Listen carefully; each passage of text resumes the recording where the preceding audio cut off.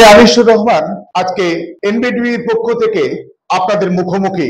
আজকে আমি আপনাদের সামনে আলোচনা করব কামদুনি, আমাদের রাজ্য রাজনীতিতে সাড়া ফেলে দেওয়া গ্যাংরেপ এবং মার্ডার কেস কামদুনি, সে বিষয় নিয়ে আজকে আমাদের আলোচনা।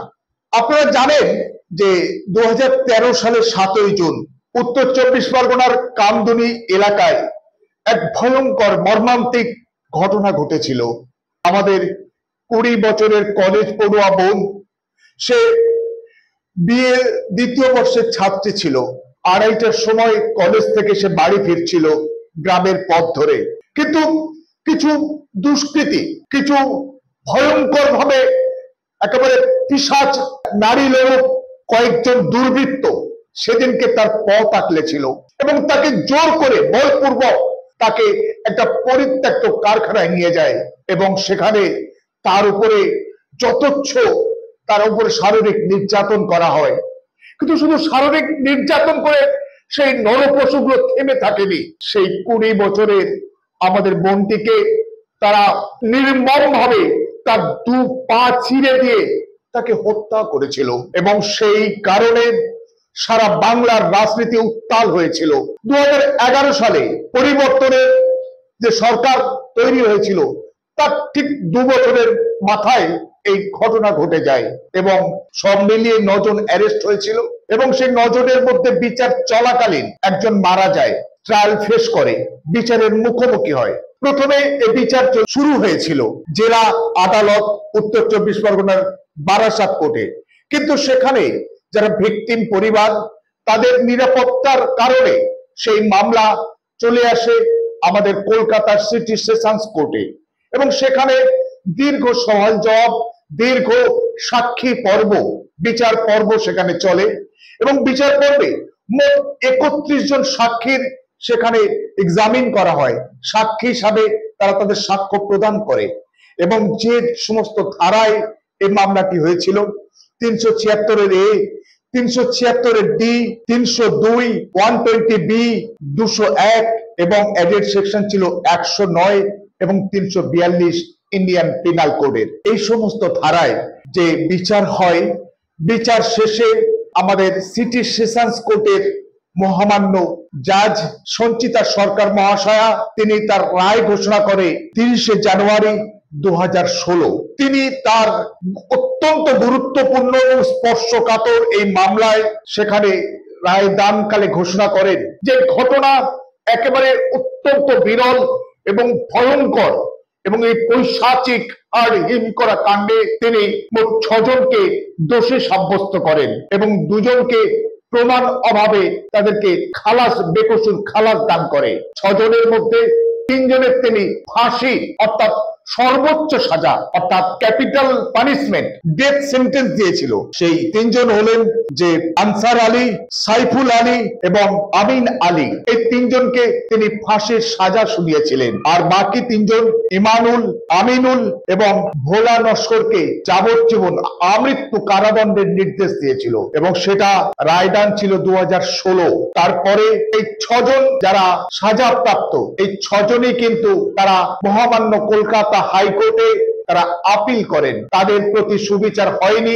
এই দাবি করে তারা কলকাতা হাইকোর্টে আসে এবং দীর্ঘ 7 বছর কলকাতা হাইকোর্টে এই আপিল মামলা পেন্ডিং ছিল। সেই আপিল মামলাতে দীর্ঘ শুনানি, প্রায় 30 দিনের মতো শুনানি হয়েছে এবং সেই শুনানিতে সরকার পক্ষের যেমন অ্যাডভোকেট ছিল, আসামি পক্ষের প্রায় 25 থেকে 30 জন, 6 জন আসামির তারা অ্যাডভোকেট ছিল এবং ডিফ্যাক্টো কমপ্লেনেন্ট অর্থাৎ ভিকটিম পরিবারের পক্ষ থেকেও অ্যাডভোকেট দেওয়া হয়েছিল। 7 জন অ্যাডভোকেট সেই মামলায় কলকাতা হাইকোর্টের সেখানে তারা শুনানি পর্বে তারা অংশগ্রহণ করেছিল এবং সেই দীর্ঘ শুনানি শেষে কলকাতা হাইকোর্টের মহামান্য ডিভিশন বেঞ্চের বিচারপতি জয়মাল্য বাগচি এবং অজয় কুমার গুপ্তার বেঞ্চ গত 6 অক্টোবর 2023 তাদের আপিল মামলার চূড়ান্ত রায় ঘোষণা করে এবং সেই চূড়ান্ত রায় ঘোষণার সঙ্গে সঙ্গে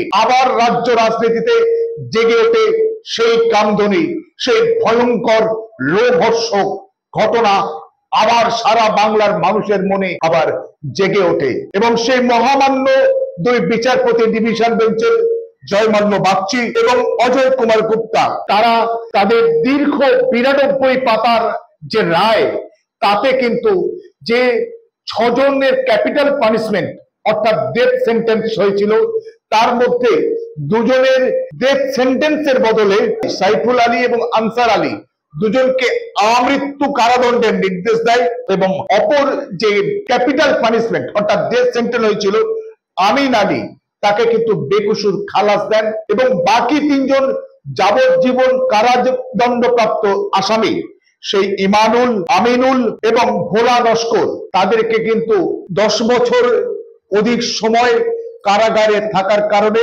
তাদের সাজার মেয়াদ শেষ হয়েছে বলে তাদের মুক্তি দান করে এবং এই রায় ঘোষণার পরে পরেই কামদুনির বিশেষ করে যে ভিকটিম আমাদের বোন তার 2 জন বন্ধু টুম্পা কয়াল এবং মৌসুমী কয়াল এবং অন্যান্য কামদুনির প্রতিবাদী মানুষজন তারা অনেকে কান্নায় ভেঙে পড়েছে, অনেকে তারা আত্মনাদ করছে, তারা মনে করছে তারা বুঝি সুবিচার থেকে বঞ্চিত হলো। তারা বারবার রাজ্য সরকারের দিকে অনেকে আঙুল তোলার চেষ্টা করেছে, তারা বলতে চেয়েছে সিবিআই যে তদন্ত করেছে সেখানে অনেকটা গাফিলতি ছিল এবং যে সেশনস কোর্টে যে সরকারি আইনজীবীরা ছিল, প্যানেল পিপিরা ছিল সরকারের পক্ষ থেকে, তারাও সঠিকভাবে তারা কিন্তু এই মামলায় অংশগ্রহণ করতে পারেনি বলে আজকে ডিভিশন বেঞ্চে এই রায় হলো এবং তারা এবং ভিকটিম পরিবার একই সঙ্গে জানিয়েছেন যে তারা কলকাতা হাইকোর্টের মহামান্য বিচারপতিদের এই রায়ের প্রেক্ষিতে তারা সর্বোচ্চ আদালত ভারতবর্ষের সুপ্রিম কোর্টে তারা আবার আবেদন জানাবে তাদের এই শাস্তি পুনর্বিবেচনার জন্য এবং তাদের ফাঁসি অর্থাৎ ক্যাপিটাল পানিশমেন্ট সর্বোচ্চ শাস্তি আবার বহাল করার জন্য। এবং ইতিমধ্যে জানা গেছে গত 9 অক্টোবর পশ্চিমবঙ্গ সরকারের পক্ষ থেকে ইতিমধ্যে মহামান্য সুপ্রিম কোর্টে স্পেশাল লিভ পিটিশন বা এসএলপি দায়ের করা হয়েছে এবং এই মামলাটা শোনার জন্য তারা আবেদন করেছে মহামান্য সুপ্রিম কোর্টের কাছে এবং বিচারপতি গাভাইয়ের নেতৃত্বে 4 সদস্যের সুপ্রিম কোর্টের বিচারপতি সেটা গুরুত্বের সঙ্গে সেটা শুনেছেন এবং তারা নির্দেশ দিয়েছেন যে আগামী 1 সপ্তাহ পরে তারা পুনরায় এই মামলাটি শুনবেন এবং তারা উভয় পক্ষের সরকার পক্ষের এসছেন এবং যারা আসামি পক্ষ তাদেরকেও কিন্তু তাদের পক্ষে আইনজীবীরা তারা আসুক এবং আসামি পক্ষে তাদের বক্তব্য তারা রাখুক। দুপক্ষের যে হিয়ারিং বা শুনানির পরেই সুপ্রিম কোর্ট তাদের এই হাইকোর্টের রায়ের প্রেক্ষিতে যে স্থগিতাদেশ দিচ্ছেন বা দেবেন কিনা সেই রায় ঘোষণা করবেন এবং চূড়ান্ত রায় আরো হিয়ারিং এর পরে আমরা প্রত্যাশা করতে পারি। কিন্তু আমরা এনডিটিভির পক্ষ থেকে আমরা দাবি করি এবং মনে করি যারা এই ভয়ঙ্কর একটা লোমহর্ষক ঘটনা ঘটিয়েছিল তাদের অবশ্যই দৃষ্টান্তমূলক শাস্তি পাওয়া দরকার। যদি শাস্তি তারা না পায় বা তাদের শাস্তি লঘু হয়ে যায় তাহলে কিন্তু সমাজের বিভিন্ন স্তরে যারা এই সমস্ত অপকর্মের সঙ্গে বিভিন্ন সময় জড়িত হয় বা জড়িত হয়ে পড়ে তারা কিন্তু সাহস পেয়ে যাবে, তারা কিন্তু এই অপকর্ম করে তারা পার পেয়ে যেতে পারে এরকম মনে করতে পারে। তাই আমরা মনে করি যে অবশ্যই যারা দোষী তাদের দৃষ্টান্তমূলক শাস্তি হোক, কিন্তু একই সঙ্গে আমরা দাবি করব এবং আমরা বলবো যে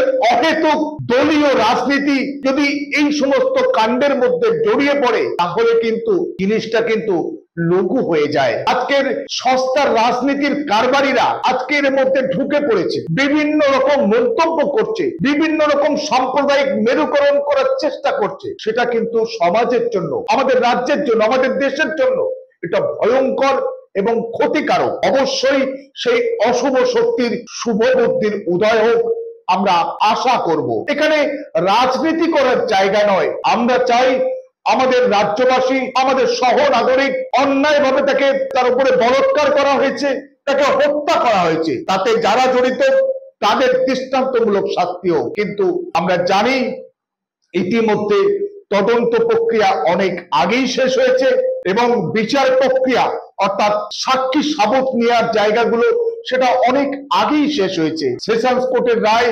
2016-30 জানুয়ারি ঘোষিত হয়েছে। দীর্ঘ প্রায় 7 বছর পরে সেশনস কোর্টের রায়ের 7 বছর পরে, 7 বছরেরও বেশি পরে, প্রায় 7 বছর 9 মাস পরে মহামান্য কলকাতা হাইকোর্টের আপিল মামলার রায় ঘোষণা হয়েছে।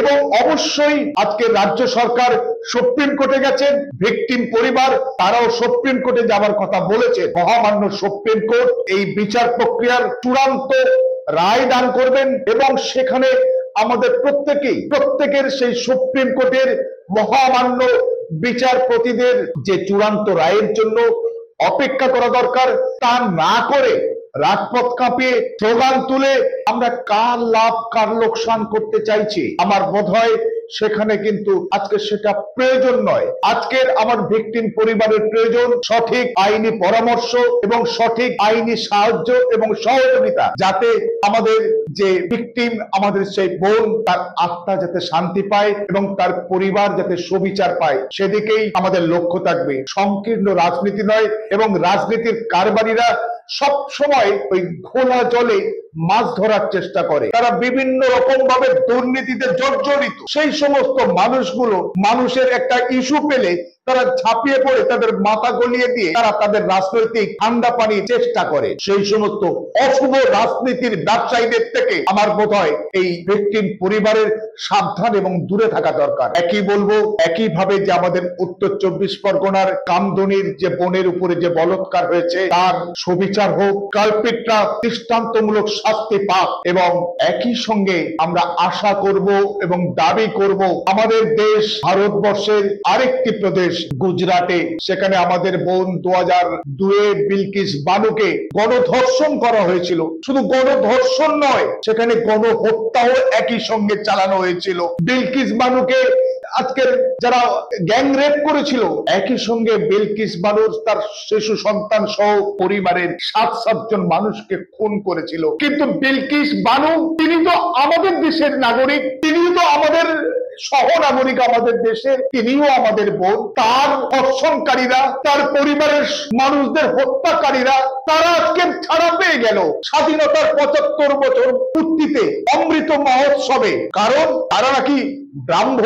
কে বলছে? বিধায়ক। এবং যিনি বিধায়ক, ওই ওদের ছাড়া হবে কিনা স্বাধীনতার 75 বছরের পূর্তি উপলক্ষে সেই কমিটির অন্যতম। অর্থাৎ সেই তার প্রেক্ষিতে সুপ্রিম কোর্টে মামলা হয়েছে।